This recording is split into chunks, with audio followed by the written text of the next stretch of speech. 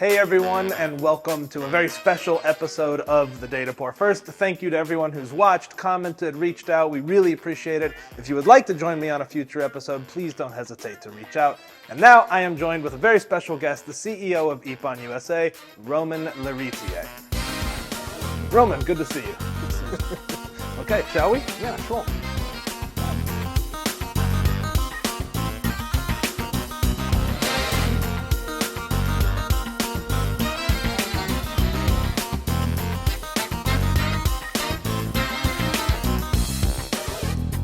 All right, well, without further ado, we're going to jump right in. Today, we are going to be enjoying some nice sparkling water. This is Wegmans brand sparkling water, known throughout the world as one of the finer spirits, soft spirits that you can acquire. I'm trying to make it sound high quality, exotic. All right, well, let's jump right in. Romain, yes. How did you get your start in your career in tech? So my career in tech started a long time ago. I think I was very young. I was only 9 or 10 when I started coding. I was very fortunate at the time because my grandfather bought me my first computer. It was an Atari computer. Okay. That ages me a bit. And I still think of him, to this day, because he was pretty poor, actually. He was a Spanish immigrant in France. Okay. And he still saved up money to buy my first computer. So that's to awesome. this day, That's amazing. I think of him. That's great. And what was it, like a basic derivative that you were coding? Yeah, it was basic coding. So even so I started coding very early. I fell in love with coding and programming. It's very exciting. I was a big nerd, I guess you would say. I find trouble. I have trouble believing that. Yeah. So when I was 12, I have a magazine collection of science, and I built a program to categorize all my magazines, and it would be like my own library. That's like a spreadsheet before spreadsheets sort of thing. I love that. Yes, I had my ant farm. I mean, yes. I love that. That's amazing. And then professionally speaking, my first job was actually my dream job. When I was a teenager, I really liked physics, and I wanted to work for CERN, the particles physics lab in Geneva. Yeah. And ended up doing my first professional job at CERN right after college. So, that's amazing. Were you writing code for CERN? I was writing code. I was working on some of the main databases for the bigger accelerator, and I made my first web application at the time at CERN. Wow, that's very cool. That's interesting. Well, Romain, you're CEO of Ippon USA. Tell us a little bit about the inception of Ippon USA and maybe, how you got your start in France and came here and now head the US arm. Sure. So maybe to tell you the story. So after I went to college, I worked abroad for some time. I went to London. I worked in Germany. And when I came back to France, I interviewed with multiple companies, but I found them all to be pretty boring until I actually found Ippon at the time. So that was 20 years ago. And at the time, they were pretty small. And I was really impressed with the culture. Something about Ippon that's very atypical is the company was founded by a judo champion in France. So the culture was really different, really based on sports values, commitment to excellence, a huge sense of drive. And I really liked that company. Then I went to the States to raise my family. My wife is from Virginia. And I kept in touch with Ippon. Right. I like keeping in touch. It's one of my superpowers. And I went to business school in the States. Okay. I went to William & Mary, and I wanted to start my own business. At the same time, Ippon grew, and they called me, and we decided to start the subsidiary together in 2014 here in Richmond, Virginia. That's great. And you mentioned Ippon has kind of a grounded history in sports. What does the name mean? So the name Ippon is Japanese for 1 full point. So it's the way they count in judo. And when you perform an Ippon, the perfect move, you actually win the game. So yeah, that's why we like this word. So winning is really just bred into the culture. Love it. So I was explaining we are a French based company in the States with a Japanese name, just to keep things... it's a total melting pot. Exciting, yeah. It's the American dream. You mentioned going to school for business. You've wanted to start your own business or run a business. You have a passion for leadership. You're constantly learning about leadership. When did you first kind of recognize that was something you were passionate about? And maybe as a follow-up question to that, how do you How do you stay sharp? How do you find new information? That's a very good question. So I would say the first thing when I think of leadership is even the term, what it means. And to me,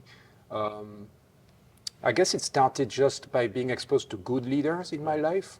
So like everyone, like anybody, I had a teacher when I was a teenager Right. that was really, that left a big mark on me. He was a great leader.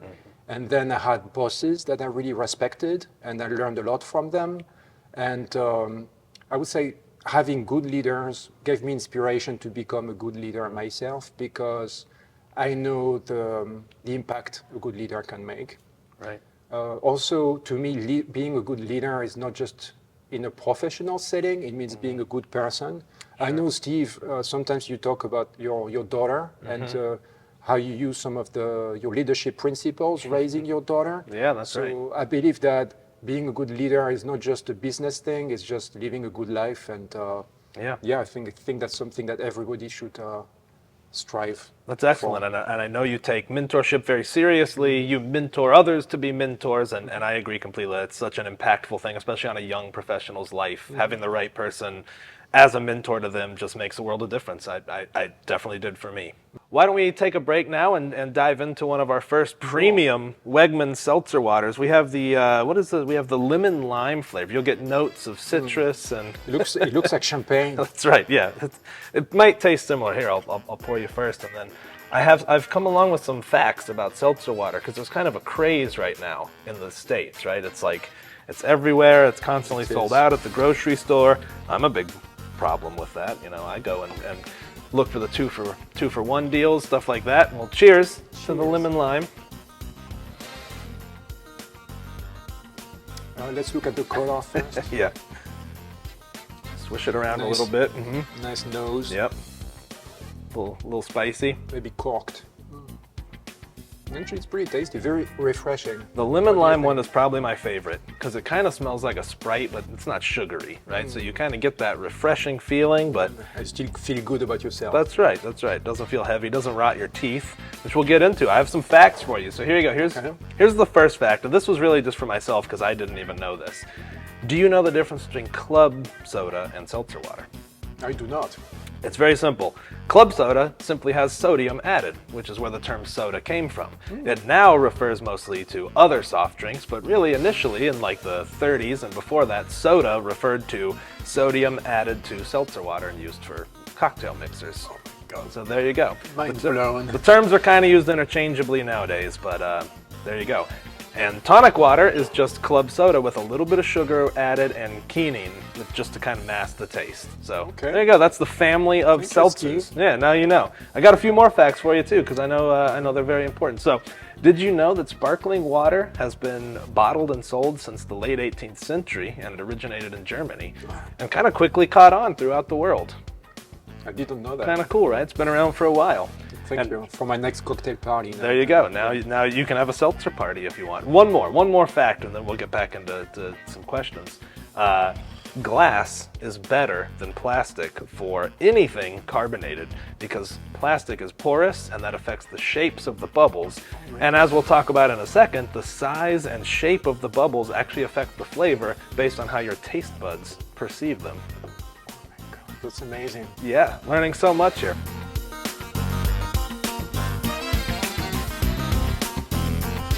All right, well, you've learned so much about seltzer water, but let's get back to talking about you. So on to my next question. When did you first see the importance of data as the concept that it's kind of talked about today?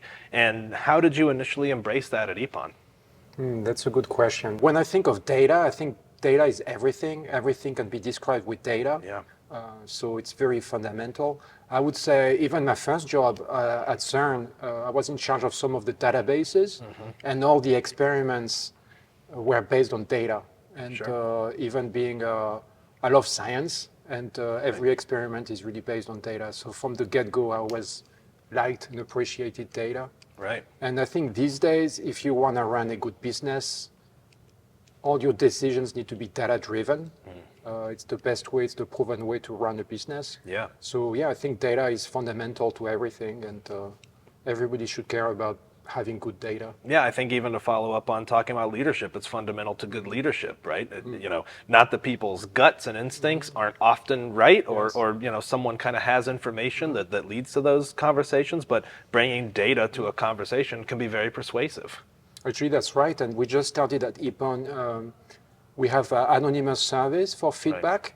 And we find that using data, sometimes we find some blind spots, and it allows us to coach people better, like to identify some, you know, development areas. So thanks to data. That's great. You heard it here first. Data is everything. Data impacts so many parts of our personal lives, as you mentioned, and sometimes we don't even realize it. I know you are an avid runner, and I was really curious how data has impacted both your own self and maybe pushing yourself or tracking yourself, but then also I know there's a big community of runners. So how has data changed or shaped that, if at all? So yeah, I do have a running issue, I must say. And yeah, data actually is it's an interesting question. I never thought about it, but it's very important to runners and athletes. When we talk, people make fun of us because we talk about our pace, our splits. If you talk to somebody that runs, you quickly ask for numbers. You say, what's your marathon best? And it's a very number-based hobby, I would say. Yeah. And then for my own training, I pay attention to my heart rate and how I perform depending on my heart rate and everything. So yeah, data is really important. Well, it's interesting. I think there's a little bit of an analogy there too, because the numbers you're looking at, you probably make decisions, right? You change what you're doing based on that data, which is what you need to be data driven, right? Otherwise, data is trivial. But if you're using data, you're making a decision, you're taking action based upon that data, you're being truly data driven rather than just, say, a report that you glance at, right? So it's data that drives decision making. That's correct. And I think these days with new devices, so watches are becoming smarter and smarter with you get more data every day. So now people can get there more than a heart rate. They can get the blood oxygen numbers and even temperature. And so there is a wealth of data for. That makes some people squeamish. Do you ever second guess it or feel a little worried that all that data is being tracked about you? I gave up on that some time ago. So yeah. I don't our movements have been tracked. I don't lose sleep over it. The moment we had a phone, our like too late. data was tracked. That's I even did my DNA test last year, where I found out I'm not 100% French. No? No. Oh, wow. What a disappointment. Yeah, it was a disappointment.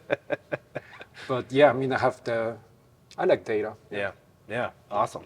All right, next question. You have a background in the insurance industry. I know you spent at least a little bit of time in that. And I'm curious what you see the rise of Gen AI, the understanding and democratization of data. How's it impacting that industry specifically? And then after that, maybe, do you have any predictions for the future, the next 5 to 10 years? It's a unique industry, right? It's heavily regulated and yet heavily data-based. So, yeah. Okay. But yes, between my 2 times at Ippon, so Ippon in France and Ippon here, I worked for Genworth, an insurance company here in Richmond. A very good company, and I learned a lot about insurance. And it's a very interesting domain, like you say, because it's all based on data. Everything is data in insurance. So I would say when I think of data and some AI use cases, I always think about the customer life journey. So maybe 3 points. So starting at the beginning, underwriting is really important to an insurance company. So an insurance company, has to take risks when they underwrite somebody. So it's all about saying yes to the right people and then calculating the right premiums to be profitable. And obviously, it's very complex. And with data these days, companies have access to more data sources and can cross-reference new sources of data. And especially with data cloud platforms like Snowflake, it makes it very easy to share and cross-reference data, and make better decisions. So I think that's very important in underwriting. Then once somebody has a policy, serving the policy efficiently is very important. So people sometimes call because they want to pay their premium or they have questions about the coverage. And I think with AI, call center agents will be augmented. They will be able to be more effective and efficient when people call. And with chatbots also, some calls may be prevented altogether. Sure. So that's an exciting development too. The third one I would say is claims management. Right. Once somebody makes a claim, managing this effectively. And for instance, sometimes for a claim, you may get a lot of legal documents. We have a Right. customer, an auto insurance company, they tell me they get hundreds of pages from Sure. legal documents, and the ability with Gen AI to parse them, make a summary. I mean, Right. that's a game changer. So that there's a lot to the do. people handling those claims can ask questions of the body of documents rather than have to kind of parse through it Correct. themselves. Yeah. Correct. Yeah. So there are many exciting changes and many more. You know, I like to go to trade shows to learn more, and Right.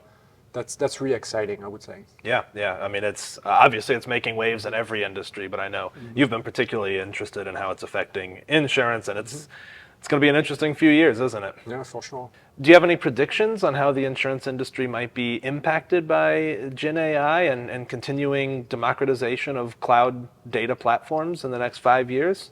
Well, I'm curious to see what disruption there will be Yeah. with insurtech and maybe new Right. entrants. With AI, the cost of entry is going to be lower. Yes. It's going to be easier to develop new things. So I don't really have a crystal ball, but yeah, I'm really curious to see. It's going to be interesting. It's going to be interesting. Okay, moving on to our next flavor. Now, I got to be honest, I love seltzer water, but I drink the plain stuff. So the flavors sometimes taste a little funky to me, but we're going to give this a shot. This is the cherry pomegranate. It matches your shirt. Yeah, it does. I wore it just for this one, actually. I like it. Okay, here you go. You ready? Oh yes. Not too much. I'm driving. All right. Thank you. So I mentioned during our last seltzer water break that Yes. the carbonation, the size of the bubbles affect your taste buds, and that's because of how your taste buds react to the carbonic acid in the bubble. So that's why people tend to have a preference for different brands. They have different sized bubbles. It's literally a physics thing. Going back to your interest in physics, it's how love it. large the surface area of the bubble hitting your taste buds are. Right, santé. Cheers. Now, the same Interesting. principle applies to sodas. So, you know, Coke, Dr. Pepper, all those, the size of the bubbles will impact the flavor. And it's why, again, going back to what I mentioned earlier, it can taste different coming out of a glass bottle versus a plastic bottle. I have no idea. Because they affect the sizes of the bubbles. Okay, one more, you mentioned, you have to drive, and some people wonder, is drinking too much seltzer water hazardous to your health? I know I worry about that because I drink a lot of it. Yes. It's kind of like compulsive. It's kind of bad. And the short answer is it is slightly acidic. It's got a pH of between 3 and 4, whereas drinking water is typically more around 7. Okay. However, that's not really acidic enough to cause too many issues. If you drink a whole lot, it could affect your tooth enamel, but besides that, your digestive tract's going to be fine. But for the most part, dentists agree, drink as much seltzer water as you want because the hydration for you is much better than the slight risk of causing any permanent harm to your teeth. So, moral of the story is, drink on as much as you want. Thank you. I'm reassured. What do you think of this one? It's pretty good. I actually like this one. That's nice. Yeah. The flavor doesn't taste fake. I still prefer the lime one. Me so too. we'll see. Me too. And before the lime, I prefer It's a close the second. basic, but this is pretty good. Sometimes I have a problem with that like fake flavor that they add. It just tastes like chemicals, but Like a syrup. yeah. uh, This one, cough- this is pretty cough good. syrup.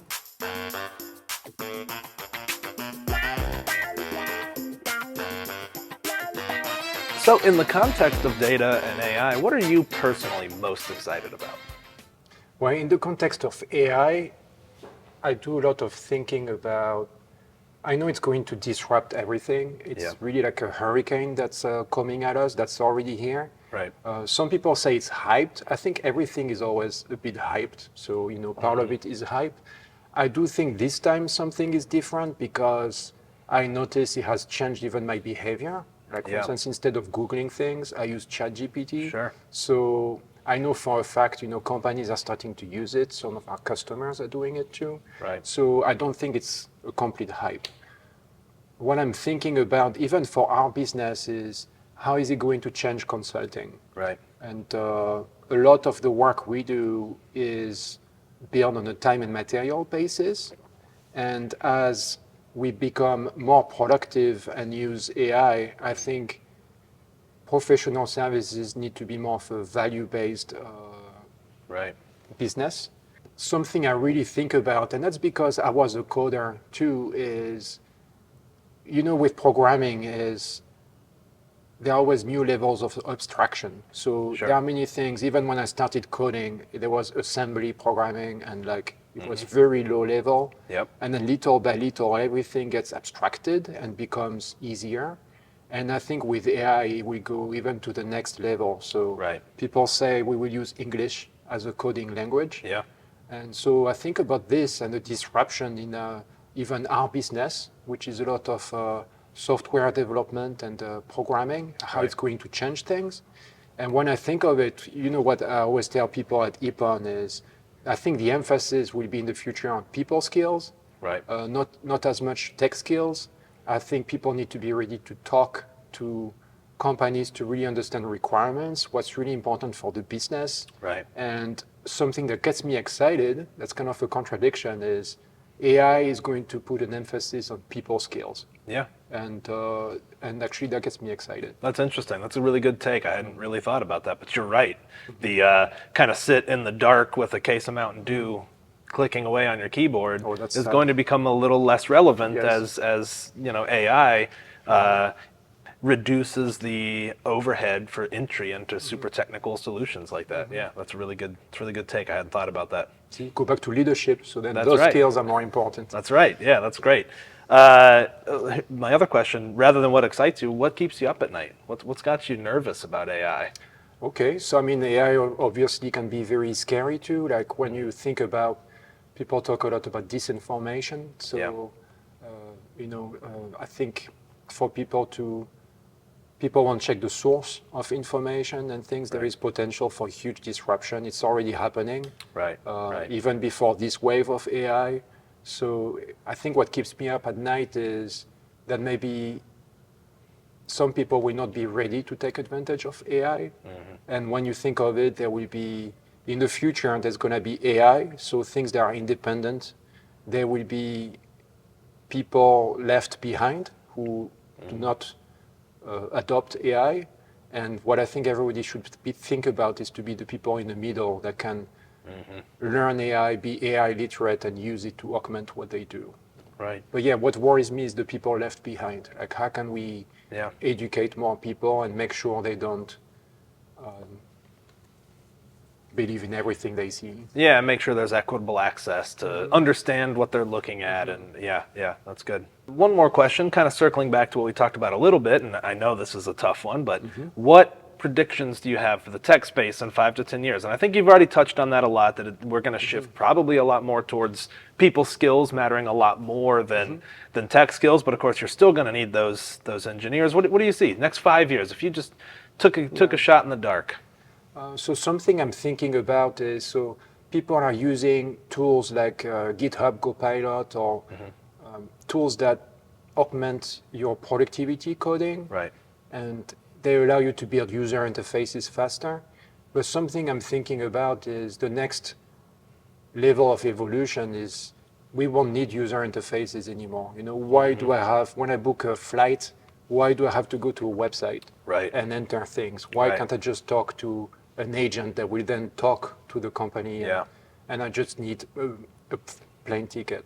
I've been thinking about that a lot for analytics and how executives can, rather than I needed this dashboard, here's my requirements, they can just say, hey, how were sales in Q1 in the Southeast region? And then when you get a number, say, why was it like that? Yes. And it can make inferences. So yeah, I agree. I think that barrier to entry, like the layers between us and the data we need they're just going to go away. Yeah. So It'll be an interesting time. That's really exciting, yes. Yeah, very interesting times. And a bit scary. Like everything AI is exciting and scary. That's right. Yeah. It's just a major disruption. I probably feel the way people felt at the start of the Industrial Revolution. No, for sure. Yeah, what do these steam engines think they're doing? Yes. Yeah. All right. I think it's time for our last seltzer water break here. Okay. So we're going to dig in on, no, I saved the weirdest for last. This is dragon fruit berry. Oh my God, I'm so we're going to go in for that. I'm going to drink this last bit of the cherry pomegranate. Okay, here we go. Those dragon fruit are really pretty, by the way. They are. Yeah, my kid loves them. They're hard to find, but once in a while.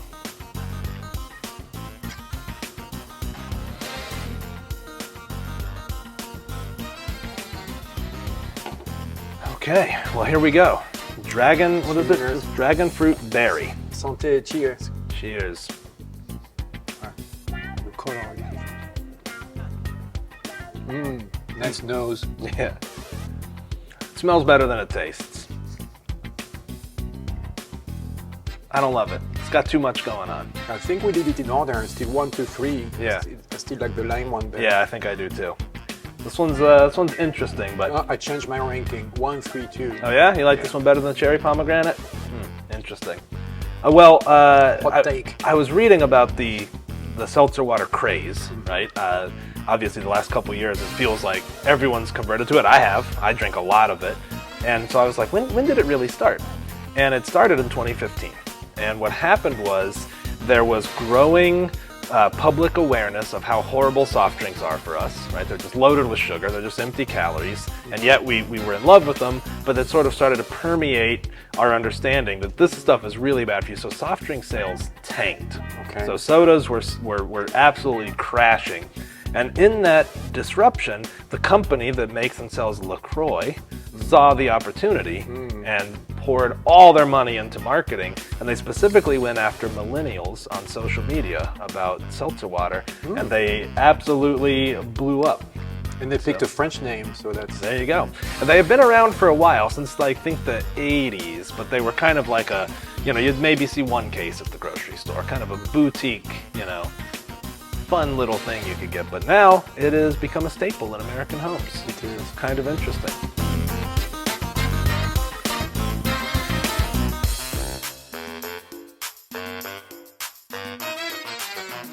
Roman, I have one more question for you. Thank you for making time for this.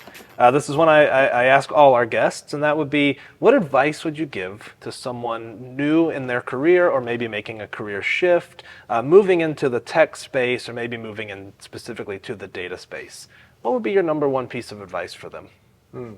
So for anybody in this situation, it's being very curious is important, and getting a mentor is important too. So reaching out to people that can provide mentoring and expertise. It's a great time to get into tech, and obviously it's a very good industry, and there are many resources online, many free resources to learn. I would say pick maybe a learning path. So for instance, a certification that you want to acquire, because it gives you something, a tangible goal to work toward. And employers, especially if you are entry level, will look at these certifications. Right. So go, for instance, to the AWS website and start picking up those certs. It will give you a path, because I think it's very daunting when you start something like this. Right. There are so many things you can learn that you need to have that kind of path. And then the second advice I like to give is to network. Yeah. My passion. You're the for networking networking. king. Network early, network often. So for instance, look up meetups in your area. There are data meetups, tech meetups, and start going, because you will meet great people, connectors that will probably find you your next job. And at the same time, you will learn and potentially get free pizza. That's right. Who doesn't like free pizza? Amen. So your advice is look for the free pizza. Yes. I love that. We'll boil it down. All right, Roman, thank you so much. It's been a blast. Thank you for taking time. Likewise. Anytime. All right. Well, until next time, let's toast to knowledge and connection, one episode at a time. We'll see you on the next Data Pour.